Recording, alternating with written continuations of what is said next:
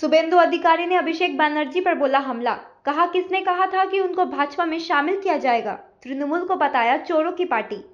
बंगाल के लोकप्रिय और राज्य विधानसभा में विपक्ष के नेता शुभेंदु अधिकारी ने कोलकाता में मीडिया से मुखातिब होते हुए कई महत्वपूर्ण मुद्दों पर अपनी बहुमूल्य राय व्यक्त की। तृणमूल कांग्रेस की सभा के दौरान अभिषेक बनर्जी ने कहा कि अगर उनका गला भी काट दिया जाए तो भी वह भाजपा में शामिल नहीं होंगे। साथ ही उन्होंने पार्टी के गद्दारों शुभेंदु अधिकारी और मुकुल राय को चिन्हित किया था। उनके इस बयान पर विधानसभा विपक्ष के नेता शुभेंदु अधिकारी ने जमकर हमला बोला है। उन्होंने तृणमूल को चोरों की पार्टी बताया। उन्होंने कहा कि भाजपा के इतने खराब दिन नहीं आए हैं कि वह अभिषेक बनर्जी को पार्टी में शामिल करना पड़े।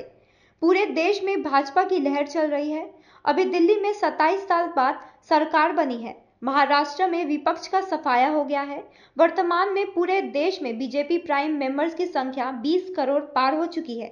ऐसे चोरों के पार्टी के लोग को लेने की भाजपा को कोई जरूरत नहीं है। तृणमूल में गद्दारों को चिन्हित करने के संबंध में उन्होंने कहा, चिन्हित नहीं किया बल्कि टारगेट किया है।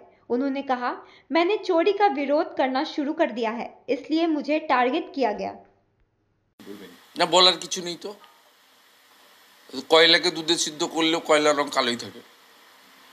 সবাই মিলে ধরে টানলেও কুকুরের লেজ কখনো সোজা করতে পারবেন না। তৃণমূলেই আছে। তৃণমূলের কোনো পরিবর্তন হতে পারে না। বিধানসভার কর্মীদের এভাবে ঠেলা মারলেন, নিজের ছেলেকে ঢোকানোর জন্য বা এতে পারমিশন নেই তবু জোর করে ঢুকতে চায় না, সে করবে, ওদের ঔদ্ধত্য তো। এটা যদি অন্য কোনো দল বা অন্য কোনো বিজেপি বিধায়ক বা অন্য কারোর সঙ্গে হতো, বিধানসভার কর্মীরা গিয়ে স্পিকারকে বলতো, স্পিকার সঙ্গে সঙ্গে সচিবকে ফরওয়ার্ড করতো, সচিব সঙ্গে সঙ্গে হেয়ার স্ট্রিট থানাতে এফআইআর করতো। এর আগে তো যে কোনো বিধানসভার কর্মীদের সাহস আছে। গায়ে যদি চোর মমতা ব্যানার্জির লোগো লাগানো থাকে তাহলে কিচ্ছু লাগবে না, যা খুশি করতে পারে। আজকে অভিষেক বন্দ্যোপাধ্যায় ডিরেক্ট বললেন যে আমি বিজেপিতে জয়েন করব না। কি মমতা বন্দ্যোপাধ্যায় জয়েন করতে কে বলেছে? চাপ দিয়ে এটা কি কে বলেছে? ভারতীয় জনতা পার্টির এত দুর্দিন হয়ে যায়নি। গোটা ভারতবর্ষে 21টা রাজ্যে সরকার, মোদিজির নেতৃত্বে অশ্বমেধের ঘোড়া চলছে। 27 বছর পরে দিল্লিতে সরকার হয়েছে। মহারাষ্ট্র সাফ করে দিয়েছে। হরিয়ানার সমস্ত প্রেডিকশন পাল্টে দিয়ে নির্বাচনে জিতেছে। জম্মু কাশ্মীরে আসন সংখ্যা বাড়িয়ে 29টা আসন নিয়ে 26% ভোট নিয়ে বড় শক্তি হিসেবে বেরিয়ে চলে এসেছে। তা ভারতীয় জনতা পার্টি কে এইসব পচা মালকে নেবে? কে বলেছে? কবে কথা হয়েছে? কে কাকে জানিয়েছে? এত দুর্দিন হয়নি। ও জানে মেম্বারশিপ কত হয়েছে ভারতীয় জনতা পার্টির? প্রায় 20 কোটির কাছাকাছি ভারতবর্ষের জনগণ এবারে ভারতীয় জনতা পার্টির মেম্বারশিপ নিয়েছেন, প্রাইমারি মেম্বারশিপ নিয়েছেন। না মানে এটা কি চাপ দেওয়া হলো যে অভিষেক বন্দ্যোপাধ্যায় কিনে একটা জল্পনা চলছে যে আলাদা দল হচ্ছে? না না, যে ফালতু এসব মাল, চোর ডাকাত, 11-র পরে আসা মাল, বড় বড় লেকচার, প্যান্টের পকেটে হাত ঢুকিয়ে। কোথায় বিরোধী রাজনীতি করেছে? কোন কলেজের গেটে রাজনীতি করেছে? কটা কেস খেয়েছে? আজকে এক বাক্যে অভিষেক বন্দ্যোপাধ্যায় মঞ্চ থেকে বললেন, মুকুল রায় শুভেন্দু অধিকারীদের আমি চিহ্নিত করেছিলাম, ওদের বিরুদ্ধে ব্যবস্থা নিয়েছিলাম। মুকুল রায় এবং শুভেন্দু অধিকারী সেটা কবে চিহ্নিত করেছিল? এই দল বিরোধী কাজে। কবে? সালটা আর মাসটা জানতে চাই। আমি এটাকে চিহ্নিত বলবো না, টার্গেট করেছিল। কারণ ও যে বিনয় মিশ্রদেরকে নিয়ে, প্রতীক দেওয়ানদের নিয়ে, এই যে কুন্তল শান্তনুদের নিয়ে, সুজয় কৃষ্ণ ভদ্রদের নিয়ে যে চুরির ব্যবসাটাও ফেঁদেছিল, এই ব্যবসাটা বাধা দিয়েছিলাম আমি। এবং তৃণমূল এরকম ছিল না। 2011 সালের আগে তৃণমূল কংগ্রেস চেয়ে চিনতে পার্টিটা চালাতো। আমরাও লড়াই সংগ্রাম করেছি, চেয়ে চিনতে চালিয়েছি। এই যে 2014 সালে সাজানো বাগানো এসে প্রবীণ নেতা সোমেন মিত্রকে ঘাড় ধাক্কা মেরে ডায়মন্ড হারবার থেকে 70,000 ভোটে জিতে তারপর থেকে যে খেলাটা শুরু করেছেন উনি, এবং 16 সালের পর থেকে যত দুর্নীতি, যত অডিও ভিডিও ভয়েস রেকর্ড, যত এই যে মানে অ্যাপ্রক্স 3,000 কোটি টাকার মালিক এইরকম একটা নাবালক ছেলে, 11-র পরে আসা মাল,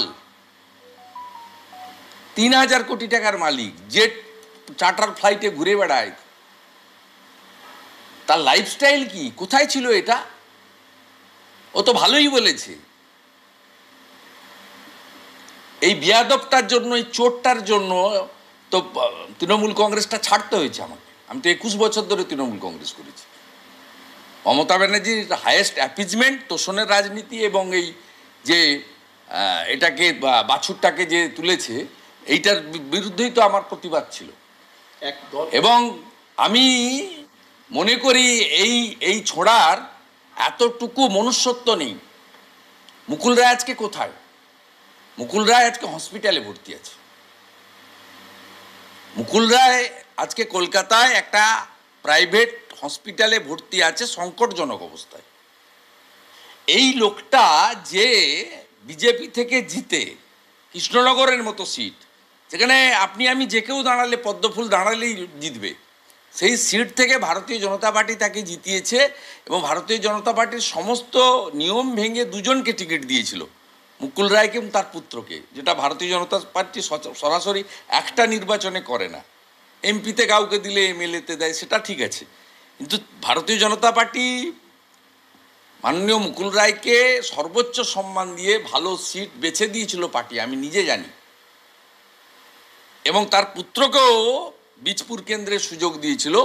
আজকে এই মমতা ব্যানার্জির কে ক্ষমতায় আনার জন্য মুকুল রায়ের যে কন্ট্রিবিউশন ছিল, আজকে দেখুন আমার সঙ্গে তো বিরোধ আছে। সকালবেলা বলছে না শুভেন্দু, যেটা শুনছিস ঠিক না, আমি যাচ্ছি না। একটার সময় গিয়ে এই ভাইপোর হাত থেকে, এই কয়লা ভাইপোর হাত থেকে উত্তরীয় নিয়েছে, যে আজকে গদ্দার বলে তাকে বলল।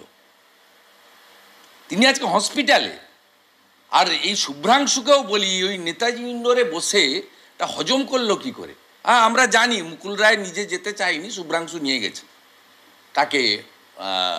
বিজেপির এমএলএ তৃণমূলে নিয়ে গেছে ভাইপোর কাছে। এই যে একটা মনুষ্যত্ব রহিত, এই যে রক্ত মাংসের শরীরে গড়া মানুষ নয়, এর চামড়া যে মানুষের চামড়া নয়। হুঁশ যার আছে তার নাম মানুষের কোনো বোধ নেই। যে আমাকে যা খুশি বলুক, আমি পিসিকে হারিয়েছি, একদিন আসবে ওকে ভিতরেও ঢোকাবো এবং হারাবো। ও কি করতে হয় ওকে করব আমি। মমতা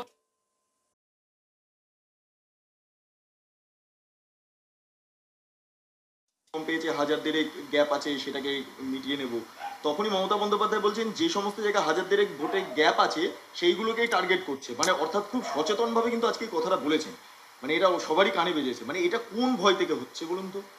কোন ভয় থেকে হচ্ছে? ক্ষমতা চলে যাওয়ার ভয় থেকে। যে লাইফস্টাইল, যে জায়গায় গেছে, পোশাক থেকে খাদ্যাভ্যাস, লাক্সারি জীবনযাপন, চার্টার ফ্লাইট, হেলিকপ্টারে ঘোরা, সিজন ওয়াইজ এক একটা জায়গায় যাওয়া, কোন সময় সমুদ্রের পাশে যাবে, কোন সময় পাহাড়ে থাকবে, কোন সময় জঙ্গলে থাকবে, এই যে পুরো বিষয়টা। এবং গোটা সরকার আর বাংলাটা ঘুম থেকে উঠে 12টার সময়, মানে জাগে, আর ঝাঁপটা বন্ধ হয়ে যায় 5টার আগে। 24x7 নেই এখন। 12টা থেকে 4টে, 4:30, বড় জোর 5টা। এই যে পরিবর্তন, এই যে আম আদমি থেকে উজিরে আলা, এই পরিবর্তন কেজরিওয়ালের মতো অবস্থা হবে জেনে নিয়েই ফিওর সাইকোসিস থেকে আবল তাবল কম্পিটিশন করে ছোটটা আর বড়টা একসঙ্গে গিয়ে গেছে। শেষ প্রশ্ন একদম 10 সেকেন্ড। সেটা হচ্ছে 15,000 লোক নিয়ে একটা বৈঠক হলো, মমতা ব্যানার্জি একার ছবি রইল, দুজনই বক্তব্য রাখলেন এবং মমতা ব্যানার্জি সেখানে শেষ বক্তব্য দিয়ে রাখলেন যে প্রতীকী শেষ কথা। কেউ হঠাৎ করে এসে আমি আজ থেকে দাদার কথা শুনি, দাদার আমার নেতা, মানে এসব বলা চলবে না। এই শব্দ এতদিন তৃণমূলের দিদি চলতো, হঠাৎ দিদির মুখে শোনা গেল দাদা আমার নেতা বলা চলবে না।